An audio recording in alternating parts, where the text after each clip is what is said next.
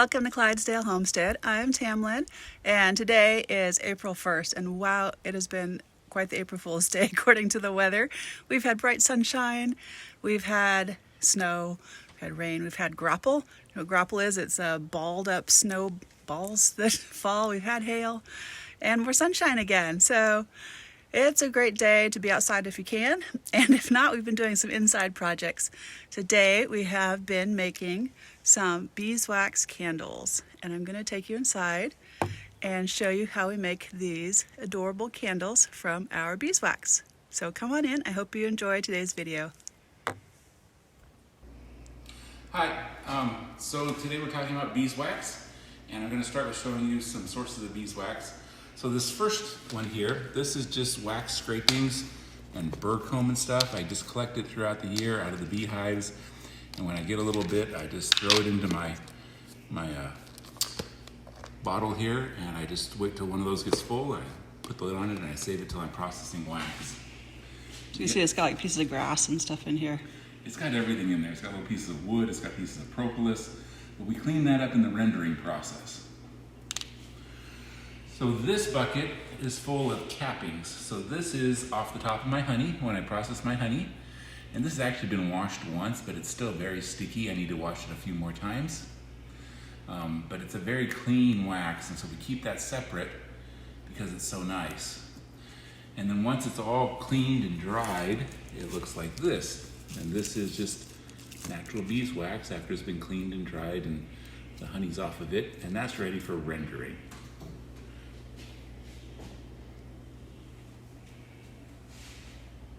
Okay, so wax is flammable, just remember that. Wax also ruins your pots and pans, and it ruins your stove, and it ruins your floor.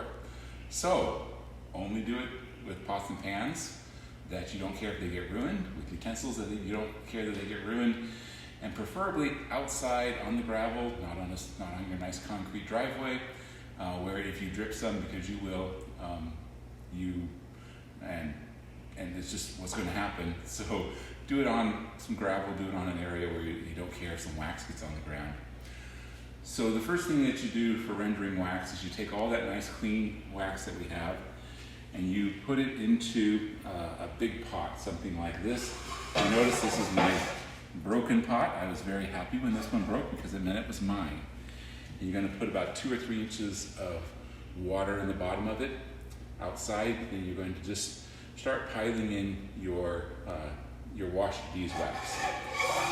Once you've got that all melted and bubbling nicely, you're going to pour it, water and everything, into a bucket. You can use a bucket this size, you can use a 5-gallon bucket, but you just pour it in there and you let the wax cool.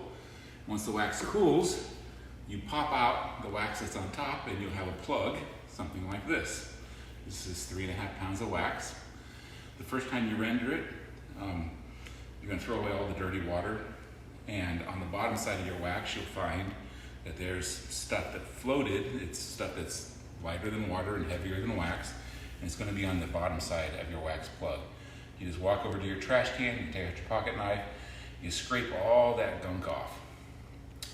Then you take your plug and you melt it again, and you do that 2 or 3 more times until you're nice and clean and you have a nice pretty wax like that. You can start to pass it through filters. You can use coffee filters, you can use paper towels, you can use the grease filters that restaurants use for filtering their deep fat fryer grease, or you can just keep rendering it and letting it settle and separate. So question, every time you melt that, you'd pass it through a filter? Yes, I usually do of some sort. So that's one of the things that the hot water helps with.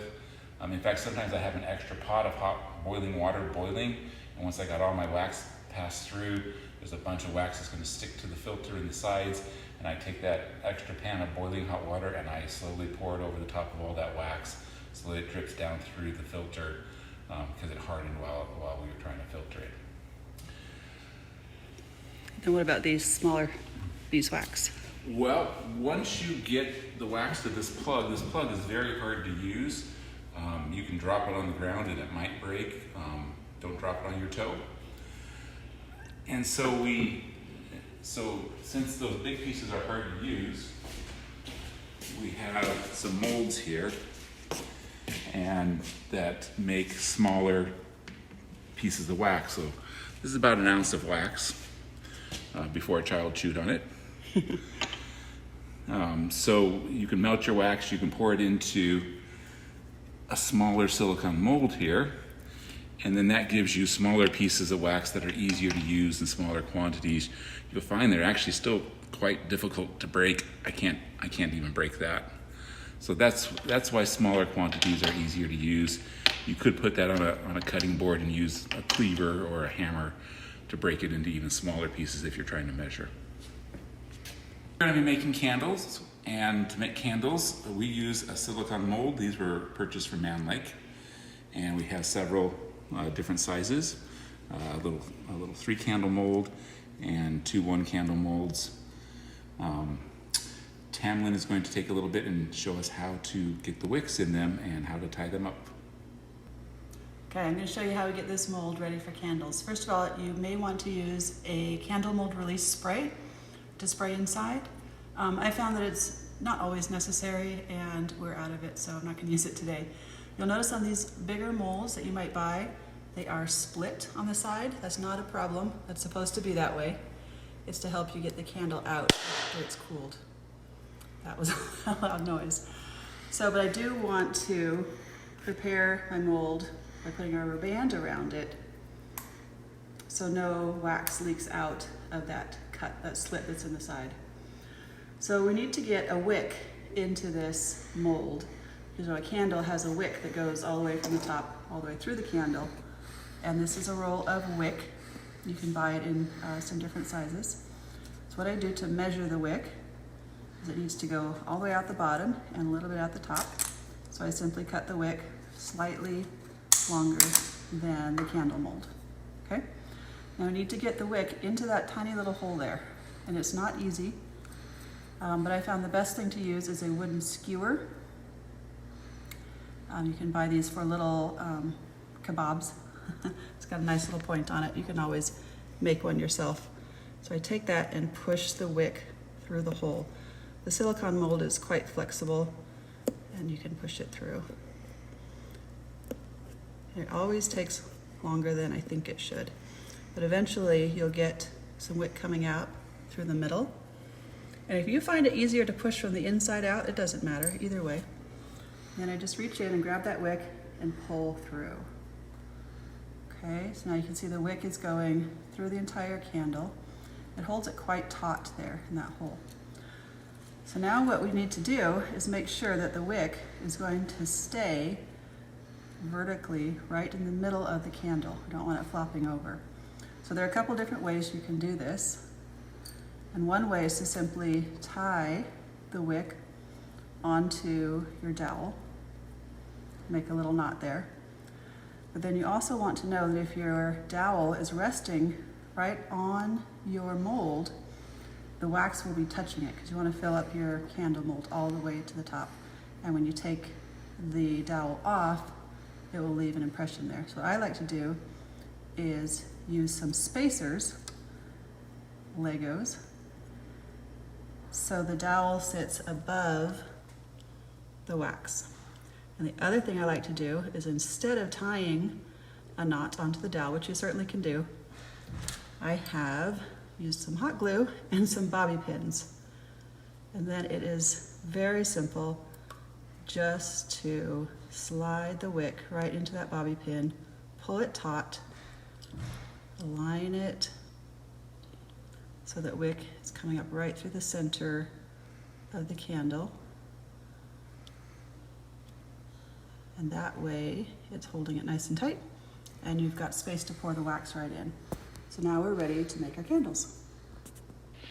Okay, so we have our molds ready. You don't want to get your wax ready until your molds are ready, but all of our molds are ready here. And I've measured out the wax that I need to make these molds. You can do that by measuring one of your old candles and seeing how much it weighs. These are about 25 grams, and this one's about 100 grams. And so we've got the wax measured out, and this is an aluminum wax melting pot. So I'm going to take my wax, I'm going to put it in the aluminum pot, and then I'm going to put it in my double boiler. I'm going to get that boiling, and if you want to come around, you can see into the pot. And we're going to let this wax melt in here. So this is going to take a little while, and you don't want your wax to be really hot when you pour your candles. So what we're going to do is we're going to melt the wax, then we're going to let it cool until it almost solidifies, and then we're going to pour our candles.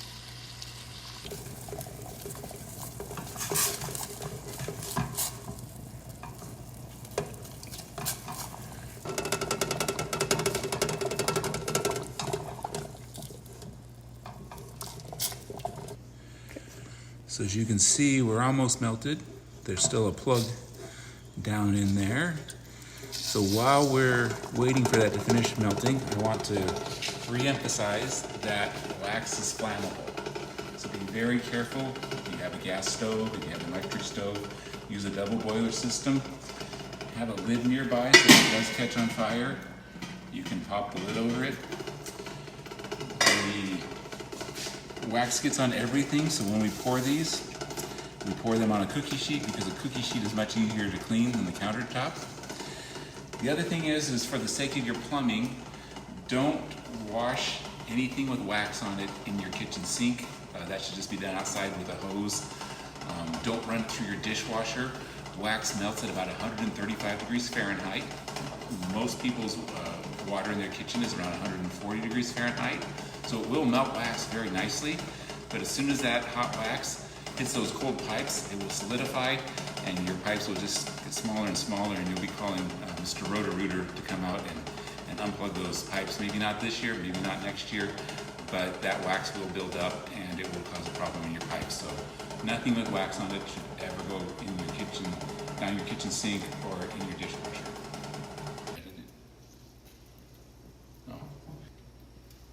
Okay, so Tamlin said this was really loud in the double boiler. We're almost done, so it's bouncing a lot when it bubbles. Don't put anything with wax in your dishwasher or down your kitchen drain. The hot water will melt the wax will go down to your cold pipes, it'll then stick to your cold pipes, and it'll clog up your pipes. So no wax products in your kitchen sink or in your dishwasher. So as you can see, all of our wax is melted. What we want to do now is let the wax cool so that when it goes up the side and it goes back down, it starts to solidify. See it solidifying right there? Mm-hmm. So that's about the right temperature for pouring our candles. You don't want your wax too hot, otherwise you'll get too much contraction in your candles. The wax will pull away from your wick and stick to the sides, and you'll have a nice hole through your candle. The other way to help prevent that is to let your candles cool naturally. So keep your wax nice and cool.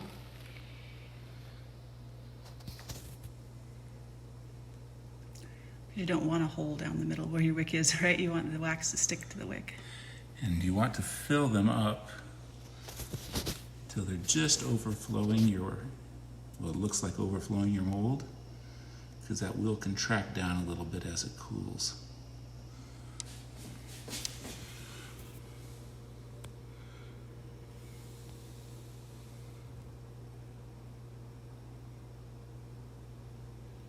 We can talk about the different colors of wax. This looks like it's pretty dark compared to the other candles we've made.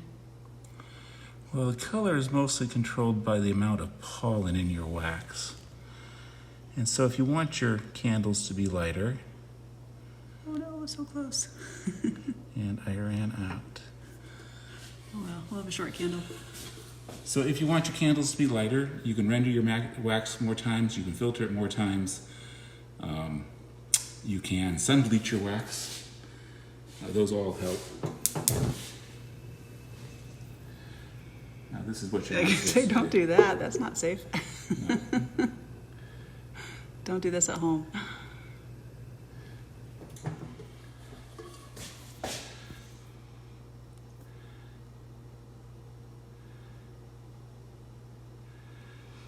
So you definitely would not rinse that container out in the sink right there. That's correct. Don't do that. Now, if you saw, if my candle ended up being a little bit short, I should have put another half a bar in. The good news is if I'm really upset with that, I can just throw it back in the pot next time I make candles and make a new candle out of it. So the nice thing about candles is you can just remelt them. So that's, we're going to show you some of the made candles, but that's it for pouring them. You just want to let them cool naturally and slowly here. About a couple hours? Yes, and the bigger your candle is, the longer it takes for it to cool. Okay, let those cool. Is it starting to cool already? Yes, we're starting to cool around the edges, and it's actually starting to pull back a little bit from the mold. Mm-hmm. All right, it has been about 3 hours since we poured these, and I can feel that they're cool. And the other way I know that they are ready is if I start pulling on the wick, it doesn't pull out of the wax. If this were still warm, the wick would pull right out of the wax. You don't want that, obviously. We'll take it all apart. You can see this starts to split apart, so these are easy to get out. You do have to kind of use some force because you've got to pull that wick through the hole on the other side. So it's not always super easy.